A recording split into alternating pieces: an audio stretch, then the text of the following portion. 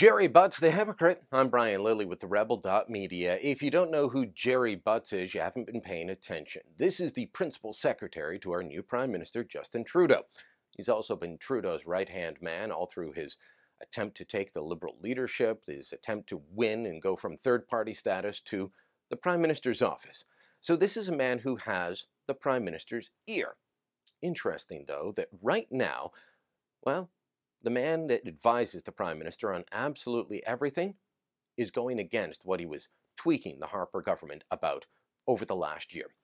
I want to show you a tweet that Gerald Butts sent out in January of 2015. It was all about the issue of Canada, the government of Canada, allowing a private company, General Dynamics of London, Ontario, to sell armored vehicles to Saudi Arabia, a country that, like it or not, we are allies with, a country that we do a lot of trade with. Well, this is a private company exporting armored vehicles, military-grade equipment to the Saudis. It still needs government approval, but it is a private deal. But Gerald Butts wanted it stopped, so he tweeted out this, a chart comparing the punishment for crimes such as drunkenness or adultery or blasphemy in the Islamic State versus Saudi Arabia. It's a very long chart, and it tries to show that Saudi Arabia is just as bad as the Islamic State. All through 2015, even during the election campaign, Butts made it clear that he didn't like this armored car deal going through, that he thought Saudi Arabia should be shut out. Justin Trudeau even talked about it during the Monk debate. And yet, now we have the Liberals in charge, and we've got Stephane Dion defending the deal. Stephane Dion saying this is going to go ahead. In the Prime Minister's office and Global Affairs, as they now call the Foreign Affairs Department, refusing to release a human rights assessment done on Saudi Arabia.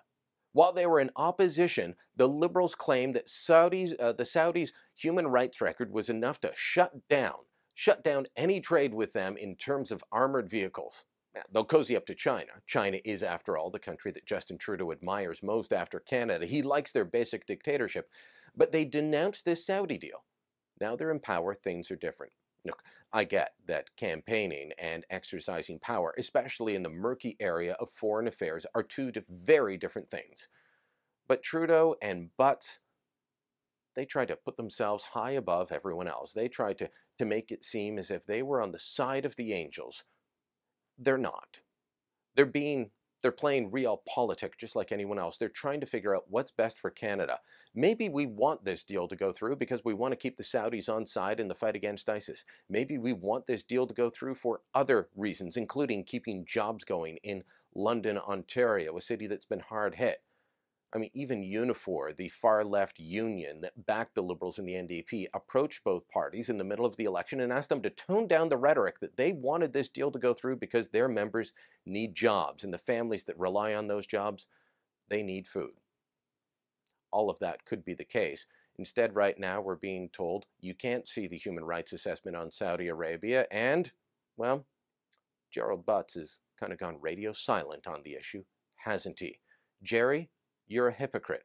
Time to admit it.